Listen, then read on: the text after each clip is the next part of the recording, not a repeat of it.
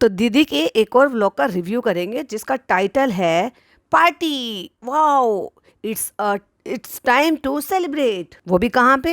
हम्म अस्पताल नुमा वेन्यू पर, क्योंकि इनके यहाँ तो सारे काम अनोखे हो रहे हैं। बच्चे तो सबके यहाँ पे होते हैं, लेकिन ऐसा कोई नहीं करता है। क्या आपने अपनी जिंदगी में ऐसा किया है?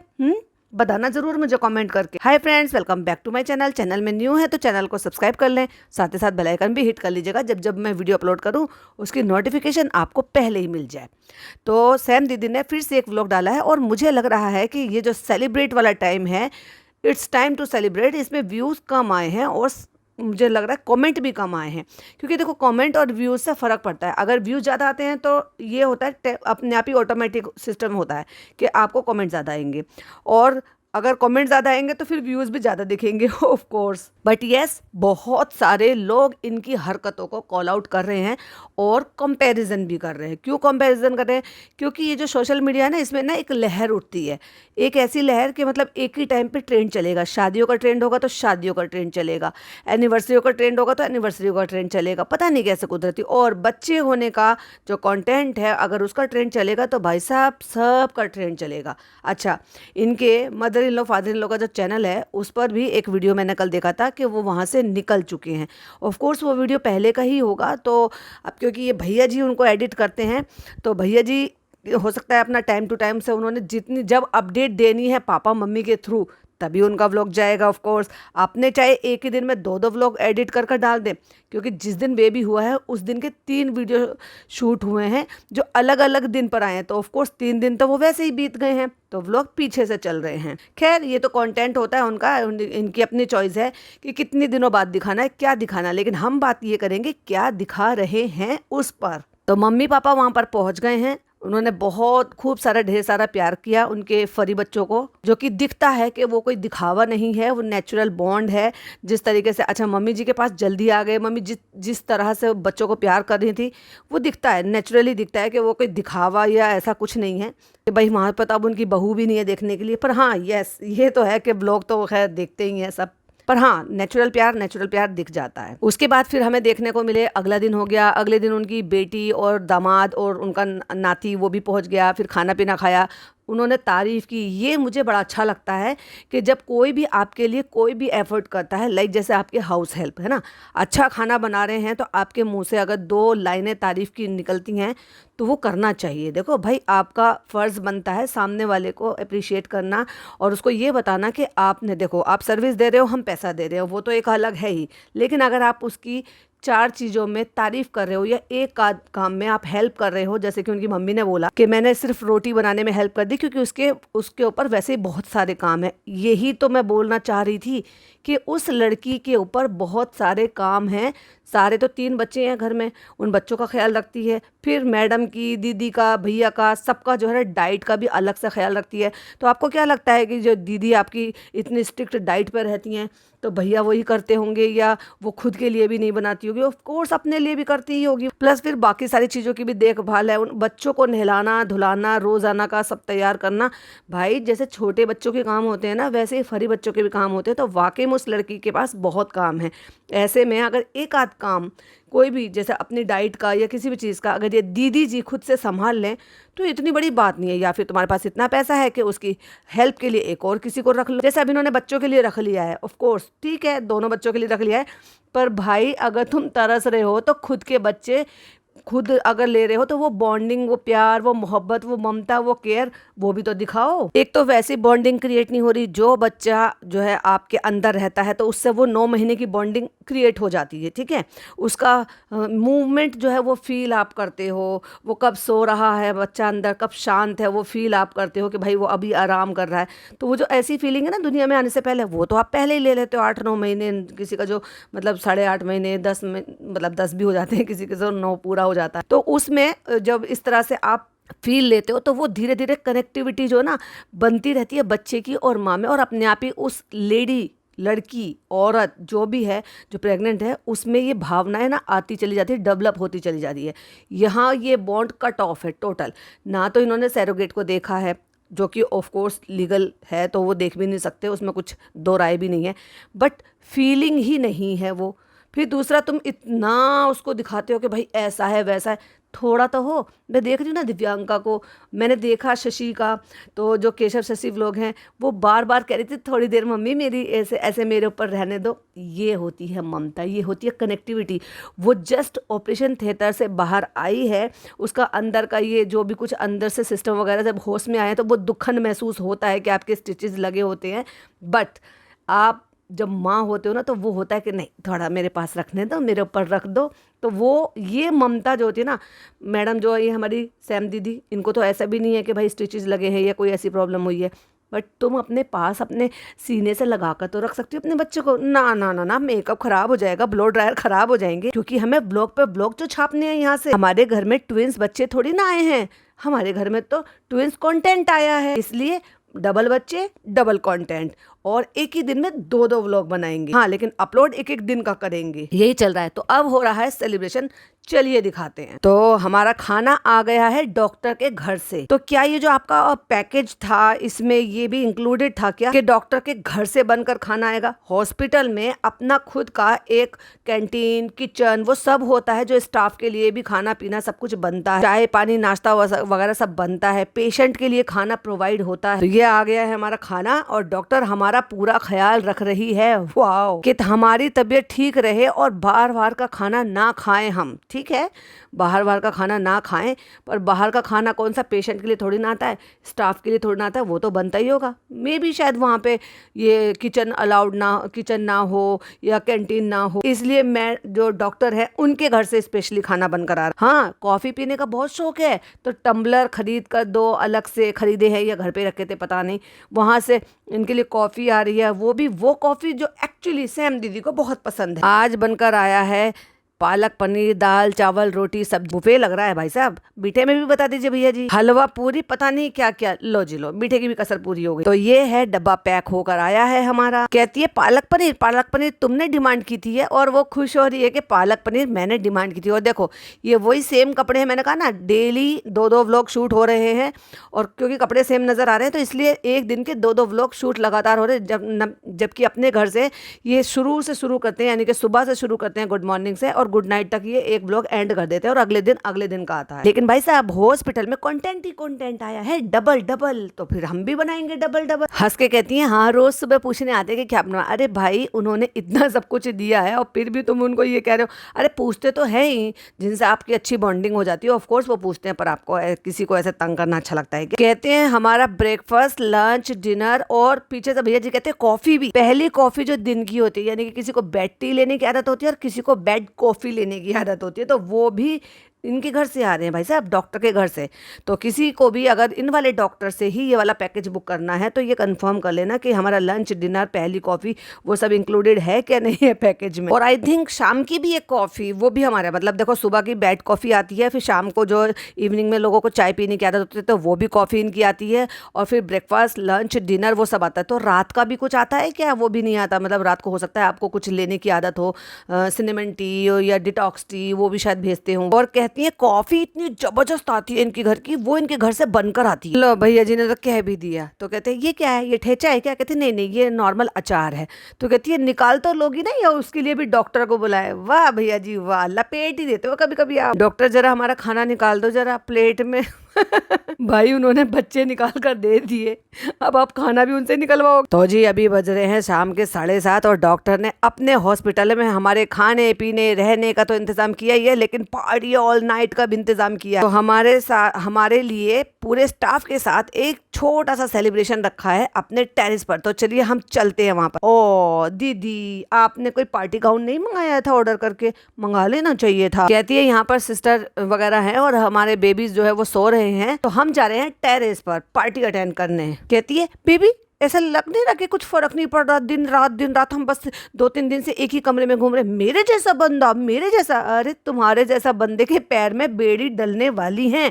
2-2 घर में बच्चे आए हैं, हाँ, लेकिन अगर आप माँ बनोगी तो, अगर आप वापस में वही दीदी बनी रहोगी जो पहले से थी, तो शायद कोई ज़्यादा फर्क नहीं आएगा, क्योंकि आपको तो डांस जाना है, आपको जिम जाना है, आपको शॉपिंग जानी है, आपको कॉफ़ी पीने बाहर जाना है, और आपको ब्रेकफास्ट करने भी बाहर जाना है, और उसके अलावा भी कई सारी चीज़ों के लिए आपको बाहर जाना जाना होता है, बेबीज को नैनीज के हवाले करके कोई बात नहीं, और फिर जब आएंगे तो बड़े खुश होंगे। बच्चे जो जब थोड़ा चलने फिरने लगेंगे वो भी भाग भाग कर ऐसे आएंगे जैसे इनके फरी बच्चे आते हैं। अगेन फिर उनकी शायद नैनी ने बोला कि दीदी आप, मुझे लगता है आप बहुत चंचल। तो इस बीच में वापस से ये बात हुई होगी कि बेटी भी मुझ पर गई है, वो भी बहुत चंचल है। नहीं दीदी देखो, मेरे को लग रहा है कि वो भी ना, बेटा भी बहुत चंचल है, क्योंकि बेटी बेटा बेटी बेटा इन्होंने बहुत कर लिया था ना, बेटी के लिए बहुत बार बार बोली थी। कमेंट तो भाई साहब सारे ही पढ़ते हैं ना, तो उसके अकॉर्डिंग जवाब देने के लिए भी रेडी रहते हैं। भैया जी कहते हैं आज से उसने आंख वाँख खोली है और वो अपना असली रूप दिखा रहा है धीरे धीरे। हैं तो फिर दीदी कहती है नाक तो ना हम दोनों की भसोंडी है। ये क्या शब्द होता है, किसी ने सुना है क्या? पहले मुझे बताना यार, मैंने तो नहीं सुना। कहती है हम दोनों की नाक खराब है। कहती है तुम्हारे पे चली जाए, तुम्हारी तो फिर भी बेहतर है, मेरी तो बिल्कुल ही पकोड़ा है। लो भाई, इन्होंने एक्सेप्ट तो किया। फिर ऊपर आकर कहती है ओह ये क्या हुआ है, ये भाई डॉक्टर कोई मौका नहीं छोड़ रही है। फुल टू एकदम व्लॉग बन रहा है सारा, छत का, ऊपर का, अरेंजमेंट का, फुल ऑफ एडवर्टाइजमेंट चल रहा है। बट मुझे ये समझ में आ रहा है ये ओवरऑल पैकेज में था, ये स्पेशल था, ये मुझे नहीं समझ में आया। और नो डाउट बहुत अच्छा सजा रखा था। और मैं तो भाई ये भी उम्मीद कर रही हूँ कि इनके घर पर भी कोई ऐसे ही प्रिपरेशन करे जब बेबीज को लेकर आए। ये तो मुझे नहीं पता अभी, क्योंकि मैं पहले देख लेती हूँ तो फिर दिमाग में वही थॉट आ जाते हैं, तो इसलिए मैं जहाँ से देख रही हूँ वहीं से मैं रिव्यू कर रही हूँ।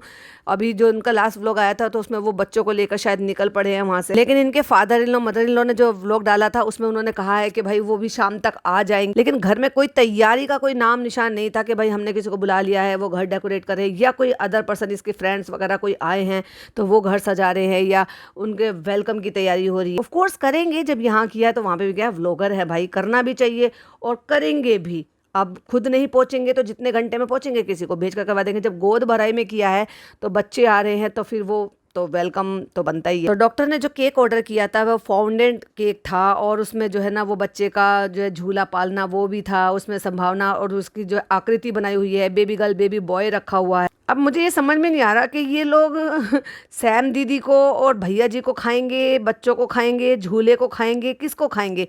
ये सिर्फ दिखाने के लिए है ये वाला केक, और इसी केक को काटेंगे?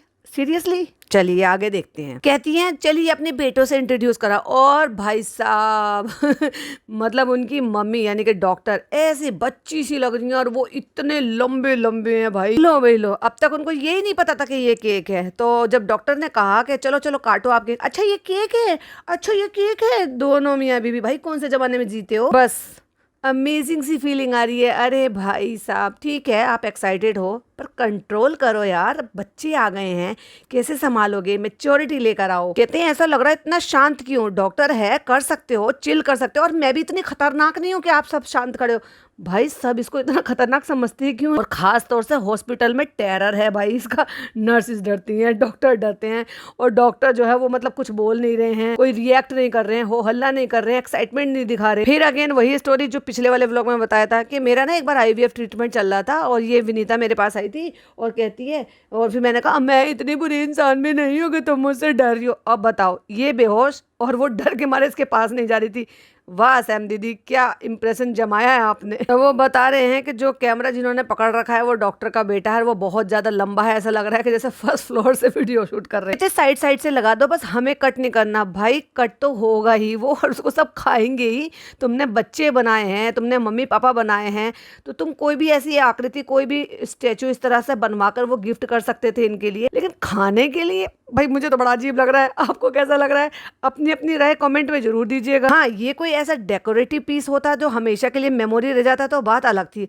अब बच्चे और सैम दीदी और भैया जी झूला वो सब काटेंगे और खाएंगे, लाइक सीरियसली। और उसके बाद भाई साहब फिर बताया, अगर आपको लग रहा है कि भाई ऐसा है या वैसा, इन्होंने पूरे पैसे लिए हैं हमसे। डॉक्टर की 4 तारीफ कर दी, तो साथ साथ ये भी बता दिया कि ये सब फ्री में नहीं है भाई साहब, ये सब पैकेज में इन्होंने पूरे पैसे लिए। कहती है जब जब पैसे मांगते थे ना मैंने पेट काट काट के पैसे दिए हैं। अरे यार शर्म कर लो यार, सच्ची बता रही हूँ शर्म कर लो। तुम अफोर्ड कर सकती थी तो तुमने ये ट्रीटमेंट अफोर्ड कर लिया, और आज तुम माँ बाप बन गए हो। कुछ लोग तो अफोर्ड भी नहीं कर सकते, तो तुम तो उस चीज का भी मजाक उड़ा रहे हो। छी, अभी बच्चे घर गए नहीं हैं और इसको इस बात का रिग्रेट हो रहा है कि मैंने पेट काट काट के पैसे दिए हैं, लाइक सीरियसली। और जो फालतू के लोग अब मुझे आए ना बोलने के लिए, फालतू में सीधा ब्लॉक मारूंगी आपको। नहीं चाहिए ऐसे फालतू के अंध भक्त गंध भक्त। वैसे रक्षा सही बोलती है, रक्षा को भी मतलब सबको, जो भी कोई इसके रिगार्डिंग वीडियो बनाते हैं ना, इसके लिए वीडियो बनाते हैं, इसको कॉल आउट करते हैं, सब लोग आते हैं, लेकिन रक्षा ने सबको बढ़िया नाम दिया है अंधभक्ति। एक तो होते हैं अंधभक्त वाले और एक होते हैं गंधभक्त वाले क्योंकि अंधभक्ति में होते हैं कि वो उनको प्यार करते हैं तो उनके लिए आके सपोर्ट में वीडियो करते हैं, और एक होते हैं गंधभक्त जिनको गंदगी ही बकनी है। तो भाई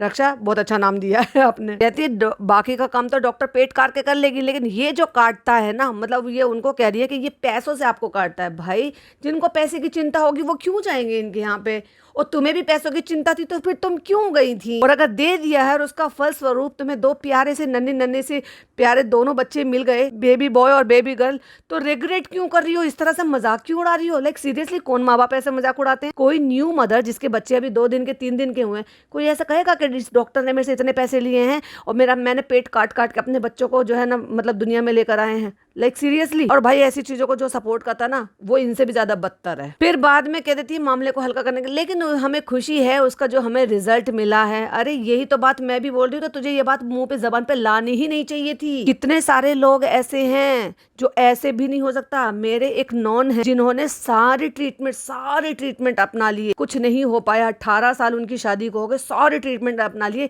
इवन सैरोगेसी भी, लेकिन उनकी किस्मत में नहीं था। सैरोगेसी कराया, सैरोगेसी में जब 9th मंथ चल रहा था उस दौरान वो फीमेल गिर गई और बच्चा नहीं रहा। ये देखो किस्मत की बात होती है। एंड देन बाद में फिर उन्होंने डिसाइड किया कि चलो हम फिर अब अडॉप्ट कर लेते हैं। और आज की डेट में माशाल्लाह इतना प्यार, और देखो बेटी की है, उन्होंने बेटी अडॉप्ट की और इतना प्यार करते हैं। लेकिन जितने ट्रीटमेंट कराए, जितना भी उन्होंने उस प्रोसेस से गुजरे, जितनी भी तकलीफ से गुजरे, जितने भी दुख से गुजरे, उसको याद नहीं करते। सिर्फ जो खुशी मिली है ना उसको सेलिब्रेट कर रहे हैं। कहता है ये वाला कटना तो बनता था लेकिन उसके बाद भी ये और काट रहे, मीन्स उन्होंने हो सकता है किसी और चीज का बिल वगैरह बनाकर दिया हो। कहता है तुम्हारी ऐसी की तैसी। वाह दीदी वाह। कहते ये हम ना इसलिए कह रहे हैं it's not a paid promotion, मतलब ये बता रहे हैं कि हमने डॉक्टर का टेरेस, छत, सेलिब्रेशन सब कुछ दिखाया है, तो ये पेड प्रमोशन नहीं है। लेकिन इतनी सी इंसानियत तो मियाँ बीवी अपने अंदर रखते। भले तुम उस लेडी को नहीं जानते जिसने तुम्हें, तुम्हारे बच्चों को अपने अंदर रखा, अपने खून से उसको सींचा, भले ही तुमने उसकी जिम्मेदारी ली होगी, खाना पीना जो भी व्हाटएवर जो भी कुछ रहता है उस टाइम पर, बट तकलीफ तो उसने उठाई है ना। एक एप्रिशिएशन, एक थैंक यू, एक सिंगल वर्ड तो उसके लिए बनता है यार। इतनी तो इंसानियत रखो। अगर वो कोई इसके लिए जो वो कोई एक लेडी है जिसने अपने 9 महीने, जिंदगी के 9 महीने दिए, दिन रात की तकलीफ दी है, जो जुड़वा बच्चों को पेट में रखते हैं ना और जिन्होंने किए हैं पैदा, वो ये तकलीफ को मुझसे भी ज़्यादा बेहतर समझ सकते हैं कि कितनी तकलीफ उठने बैठने, लेटने में, करवट लेने में, ये सब तकलीफ होती है। उसका तो कोई भाई बराबरी नहीं कर सकता। मैं मानती हूँ जो सिंगल चाइल्ड होता है उसमें भी तकलीफ होती है, बट जब ट्विन होते हैं, डबल होते हैं, तो थोड़ी ये तकलीफ और ज़्यादा होती है। क्या उसकी इस तकलीफ के लिए एक इतना सा सिंगल एहसान नहीं जता सकते थे? कितने एहसान फरामोश हो रहे थे भाई। ये एक सिंगल वर्ड नहीं बोले। इसने तो सोचा कि भाई मैंने पैसा दे दिया। पैसा तो तुम डॉक्टर को भी दे रही हो, अभी खुद ही अपने मुंह से बता रही हो ना कि डॉक्टर को ये पेड प्रमोशन नहीं, हम पैसा दे रहे हैं। फिर भी कितना जता, कितनी अच्छी डॉक्टर है, खाना पीना, कॉफी शाम को, ये वो फलाना सब कुछ लेकर आ रही है। एक उस लेडी के लिए जिसने तुम्हारे लिए इतनी तकलीफ उठाई है, पता नहीं उसका भी क्या रीज़न रहा होगा, क्या मेडिकल क्लोज रहे होंगे। क्योंकि देखो पहले जो था वो पहले इंडिया में जब आया, फिर उसके बाद उनको इंडिया में इस सब चीज़ के लिए इलीगल और बैन कर दिया। कुछ ही कंडीशन में ये अप्लाई किया है, तो पहले पैसे का भी लेन देन हुआ करता था, आज की डेट में वो भी नहीं है। फिर कुछ रूल्स चेंज हुए कि आपके कोई नॉन ही हो सकते हैं जो आपके लिए ये काम करना चाहे अपनी पूरी रजामंदी के साथ। उसके लिए फिर भी कुछ और नियम हैं कि वो मैरिड होनी चाहिए, प्लस वो एक बच्चे की माँ होनी चाहिए, प्लस तीसरी बात ये है कि वो दूसरी बार कभी भी दोबारा से सैरोगेट नहीं बन सकती है। तो ये बहुत सारी चीज़ें हैं। और उस दौरान माँ के जितनी भी खाने पीने, मेडिकल, जो भी मतलब उनके खर्चे हैं उस टाइम के प्रेगनेंसी से रिलेटेड, वो सारे के सारे पेरेंट बेयर करेंगे। तो वो सारी चीज़ें समझ में आती है। तो क्या उनकी तकलीफ भी इन्होंने खरीद ली है क्या? कि पैसा देने से तकलीफ खरीदी जा सकती है क्या? एहसान का एक लाइन मुंह से नहीं निकल सकता? कैसे लोग हैं। अब सोचो, जिस औरत ने इनको बच्चे दिए, उनके लिए शुक्रिया का एक शब्द मुंह से नहीं निकाल रहे।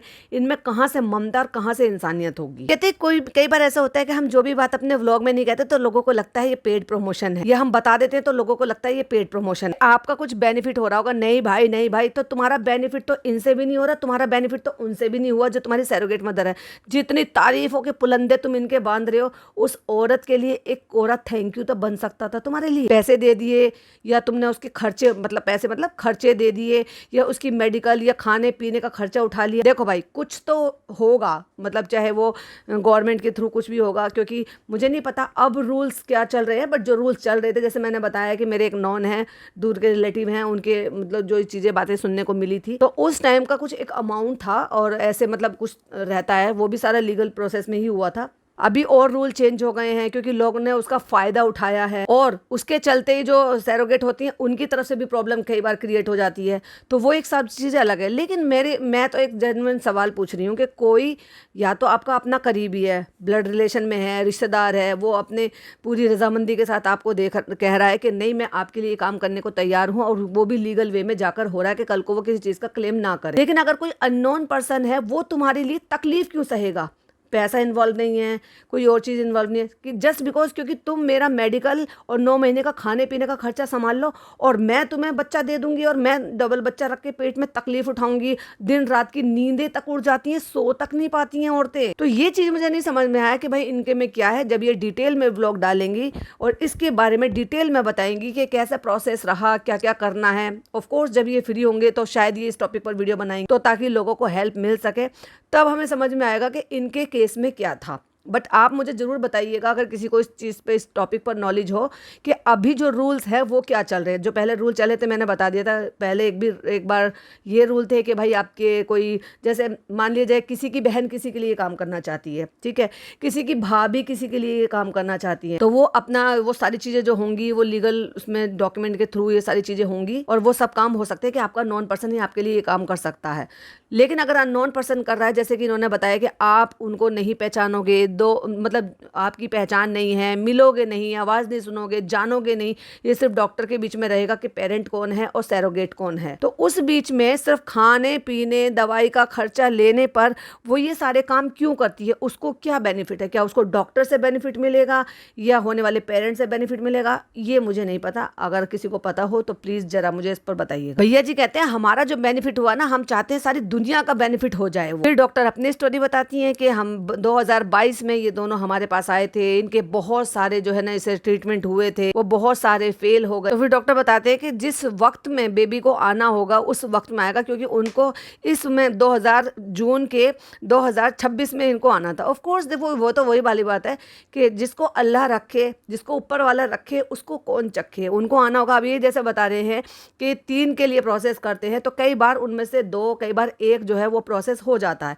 और कई बार ऐसा होता है कि कोई लक्की पर्सन ऐसे निकलता है कि वो तीनों के तीनों हो जाते हैं, 3 बच्चे हो जाते हैं और वो सक्सेसफुल हो जाता है। और नहीं तो 2 के तो चांसेस ज़्यादातर रहते हैं। ज़्यादातर मतलब ये सुनने को आया है कि डॉक्टर कहते हैं कि हम 3 ट्रांसफ़र करते हैं, उनमें से 2 सक्सेसफुल हो जाते हैं 50%, और 1 का तो होता ही है, इसलिए ये लेकर चलते हैं। तो वो डिपेंड करता है आपकी किस्मत पर। अब आ जाती है डेट की बारी। कहती है कि मैंने 3 के लिए बोला था, तो कहती है अच्छा सैम तुम पागल हो, तुम ये ऐसे कर रहे हो। ये तो डॉक्टर ने बताया कि 8वां महीना जस्ट कंप्लीट ही हुआ था। आप समझ रहे हो, 8वां महीना कंप्लीट हो गया था, 9वां लग गया था। तो किसी किसी को 9वां लगते हो जाता है। 3 तारीख थी, यानी कि वो 9वां महीना लगे कुछ टाइम हुआ था। तो कहती है पहले हमें मिला 9, फिर मिला 7। देखो 9वां महीना जो है लग चुका था, तो वो या हो सकता है मतलब 20-25 तारीख के बाद से ही लग गया हो, या 26-27 तारीख के बाद ही लग गया हो, और 9वें महीने में कुछ ही दिन गए हैं, क्योंकि 9वां महीना लगते ही बहुत सारी डिलीवरीज हो जाती हैं। बहुत सारी 9 महीना, 9.25 महीने पे, 9.5 महीने पे ऐसे भी होती है। बट 8 महीने कंप्लीट होने से पहले वो थोड़ा सा रिस्क रहता है, इसलिए डॉक्टर भी चाहती हैं कि भाई कंप्लीट जो हफ्ते होने होते हैं वो हफ्ते कंप्लीट हो जाए। फिर इन्होंने 7 मांगी, तो डॉक्टर ने कहा नहीं 7 नहीं, और ये चाहते थे कि 3। तो ये कह रही हैं अपनी तरफ से, सैम दीदी कह रही हैं कि अरे डॉक्टर उस टाइम तो कोई मुहूर्त ही नहीं है। अरे भाई मुहूर्त तुम्हारे बच्चे तुम्हारे मुहूर्त के हिसाब से होंगे, ये जिस मुहूर्त में बच्चे होते हैं उसके हिसाब से उनकी कुंडली बनती है। इन्होंने तो सब कुछ अपने हिसाब से कस्टमाइज करा रखा है।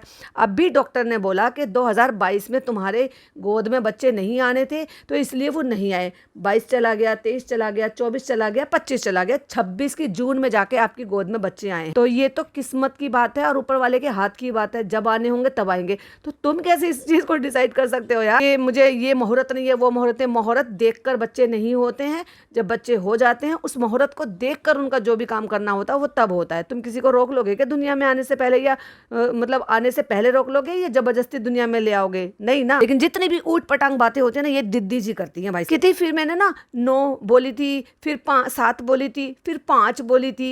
ये 5 तो बिल्कुल ही पॉसिबल नहीं है ना, संभावना, कैसी बातें करती। मतलब ये औरत चाहती थी कि मैं जो मुहूर्त बताऊं, जो मेरी वो बता रही है ना टैरो वाली, तो मैं जो मुहूर्त बताऊं उस मुहूर्त में बताऊं, जिससे कि मैं बच्चों की किस्मत लिख सकूं। ले भाई साहब, अब ये भगवान जी बनने चलिए बच्चों की किस्मत लिखने के लिए। अरे भगवान जी ने बच्चों की किस्मत ऑलरेडी लिख रखी है। वो जिस दिन इस दुनिया में यानी कि किसी के जो है बेबी बम में आए हैं ना, उसी टाइम उनकी किस्मत लिख दी गई है कि कब, कितने मिनट पे, किस टाइम पे, कहाँ पे, कौन सी जगह पे वो दुनिया में आने वाले हैं। और 2 बच्चे एक साथ आए हैं, लेकिन दोनों में से पहले कौन जन्म लेने वाला है और बाद में कौन जन्म लेने वाला है, ये सब उसने डिसाइड कर रखा है। और ये भाई साहब औरत ये डिलीवरी को भी अपने हिसाब से कस्टमाइज कराना चाहती थी, चाहे उसका टाइम पूरा हो या ना हो। कहती है मैं उनको बता नहीं पाई कि एक्चुअली 3 चाहिए हमें, और ये भी मुझे 90% इस चीज़ का डाउट है कि ये इनको 3 जो चाहिए थी ना, ये इसी के अकॉर्डिंग ये सारी प्लानिंग हुई है। कहती है फिर देखो जो होना होता है ना, फिर देखो 3rd को हुआ। देखो भाई इत्तेफाक, या तो इत्तेफाक कह लो या यूं कह लो कि भाई इनकी दुआओं में बड़ी शिद्दत थी। आप मुझे कमेंट करके बताइए, क्या इनकी दुआओं में शिद्दत थी इतनी, या एक्चुअली प्री प्लान था ये? और अगर इनकी दुआओं में इतनी ज्यादा शिद्दत थी कि इनको 3 एक्चुअली डेट चाहिए थी और ऊपर वाले ने इनको 3 दे दी, तो भाई इनको बोलो कि ऊपर वाले से हमारे लिए दुआ करो, जो भी माँ बनने के लिए तरस रहा है ये उस चीज को मैनिफेस्ट करे आपका नाम लेकर, और आपकी दुआएं भी पूरी हो जाए। चालू अप्पी की तरह से, चालू अप्पी दुआ देती हैं तो हो जाती है ना भाई, उनसे लोग दुआओं के लिए मांग रहे हैं। और याद आया दुआओं से, उसके कमेंट बॉक्स में भाई साहब बहुत सारी चीजें हैं। उसमें एक कमेंट था कि मेरे पापा को ऐसे से वो मतलब कैंसर हुआ था और अब दोबारा से उनको ऐसी जगह हुआ, दुआ करना वो ठीक हो जाए। तो चालू अप्पी ने उसमें लाइक हार्ट दिया है और कमेंट भी किया है फर्स्ट टाइम।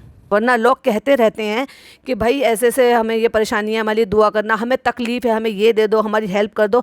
चालू अप्पी कभी नहीं करती भाई। तो इसका मतलब वो अब कमेंट पढ़ रही है बैठ के, क्योंकि एक तो कमेंट की संख्या भी थोड़ी सी कम हो गई है। और जैसे कि मैं कहती हूँ कि हर क्रिएटर को नोटिफिकेशन मिलती है। हाँ, अगर कोई ऐसा आपने फिल्टर लगा रखा है, कोई वर्ड फिल्टर में डाल रखा है, तो वो हेल्ड फॉर रिव्यू में जाएगा। वो जब अंदर जाके आप चेक करोगे वो तभी दिखाई देगा। अदरवाइज हर कमेंट की नोटिफिकेशन हर क्रिएटर को मिलती है। जो सबको दिख रहा है ऑफ कोर्स वो पहले क्रिएटर को दिखेगा। कहती फिर मैंने ना फोन किया, कहती हाय राम कैसे उठा लिया मैंने आपका फोन, मैं तो सो जाती हूँ। मतलब एक तरफ जहां पर ये चल रहा था कि इनको पहले 9 तारीख की डेट चाहिए थी, फिर 7 तारीख की डेट चाहिए थी, फिर 5 तारीख की डेट चाहिए थी, ये डेट के लिए लड़ रही हैं। और डॉक्टर ने इनसे ये कह रखा था 1 महीने पहले, बेबी कभी भी हो सकता है, ये अपने ऊपर की बात है कि हम नहीं इसको रोक सकते हैं, बट हम एक्स्ट्रा लेकर चलेंगे कि हम उससे पहले अपने आप से डिलीवरी नहीं करेंगे, क्योंकि वो हफ्ते पूरे होने देंगे। हाँ, लेकिन अगर कुदरत वो हफ्ते पूरे नहीं होने देती तो उसमें कुछ कर भी नहीं सकते। और अगर टाइम आपका पूरा हो गया तो फिर आप दिन अपने हिसाब से चूज कर सकते हो कि आपको ये वाली डेट चाहिए या ये वाली डेट। जैसे मान लीजिए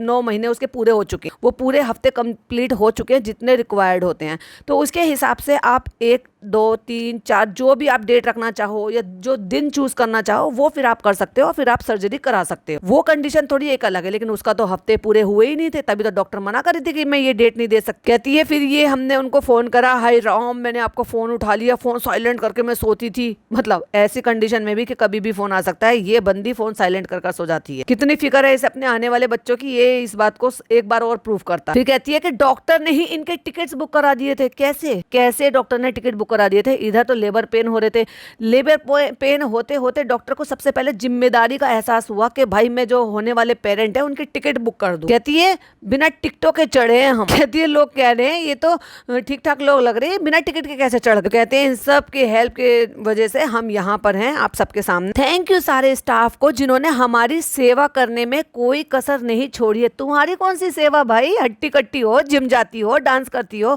हाँ मेकअप कर घूम रही हो, अच्छे कपड़े पहनकर घूम रही हो, बराबर 2-2, 3-3 दिन के व्लॉग शूट कर रही हो, और पार्लर खोल रखा है भाई आपने, तो आपको सेवा पानी की क्या जरूरत है? और फिर दूसरी बात सेवा पानी तो हो ही रही है।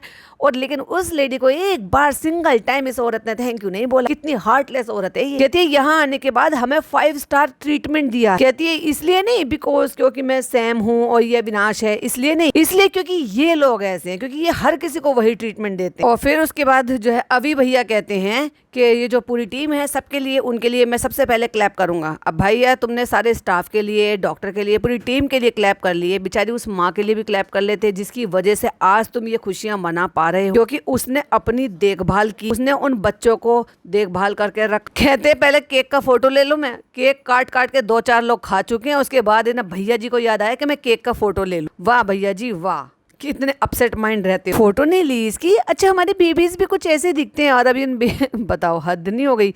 अब ये बताओ कि ये बेबीज को कोई खाएगा या नहीं खाएगा या क्या करेगा, मतलब ऐसा ही केक बनाने की जरूरत कहती है, ऐसा कोई शॉपीस बना कर दे दे। चलो मैं केक काट के ना और मैं फिर ना वनिता के मुंह में ठूस दूं। तभी तो मैं कहती हूँ इसको अपने आप को बहुत सुधार लाना पड़ेगा। बच्चों को क्या सिखाएगी, ठूसना ठासना। रौनक चलो बहुत पैसे लिए तुमने उतने जितने उसने पैसे लिए उतने तुमने उसको ताने मार दिए, और उसने अपने काम के पैसे लिए हैं। कहते थे ये आता था मैडम, जैसे ही रौनक का कॉल आता था ना तो मैं डर जाती थी। तो भैया देने तो पड़ेंगे ना। और फिर क्या भी रहा है भैया जी, हाय राम, बेड काट दिया, बच्चों का बेड काट दिया। बेड अभी तो तुम्हें भी काट देंगे, और बेचारे मासूम बच्चों को क्या पता उठा लें। कहते हैं ये जो बोतल रखी है इसमें बच्चे के बेड पे ये भी केक है। वो कहते हैं यस, ये सब चीज ईटेबल है, वो सब चीज खाने लायक, ये फाउंडेंट से बने होते हैं और वो खाने लायक ही होता है, तभी ये सारी चीजें शेप दी जाती। दीदी ने सबको, पूरे स्टाफ को अपने हाथ से अपना केक खिलाया। पर मैंने एक चीज मिसिंग कर दी भाई, आपको डबल डबल खुशी मिली है, बेटा भी बेटी भी, जो आपको चाहिए थी बहुत शिद्दत। पर इन्होंने इतना नहीं किया कि मतलब डॉक्टर से मंगा के दोनों तीनों चारों 5 टाइम का भाई साहब खाना, coffee, bed coffee, evening coffee और अच्छे से बुफे वाला लंच, सब कुछ मंगा के डॉक्टर्स के यहाँ से खा रही है। लेकिन एक स्टाफ को मुंह मीठा नहीं कराया कि 2-3 दिन के बच्चे हो गए हैं। नॉर्मली तो यही होता है ना भाई सबके यहाँ पे कि खुशखबरी आ जाती है तो चलो स्टाफ में, सब जगह पे, अस्पताल में इस तरह से स्वीट जो है वो बांटी जाती है या मुंह मीठा कराया जाता है। दीदी जी सारे पैसे क्या उनको दे दिए क्या आपने, डॉक्टर्स को जो मिठाई लाने के लिए भी पैसे नहीं थे? और फिर अपनी किस्सा बताती हैं, डॉक्टर मैंने ना बेबी शावर का ना केक मंगाया था। कहती है जैसे ही थोड़ा सा काटा मैंने तो मैंने किसी और को नहीं देखा और मैं खाती गई।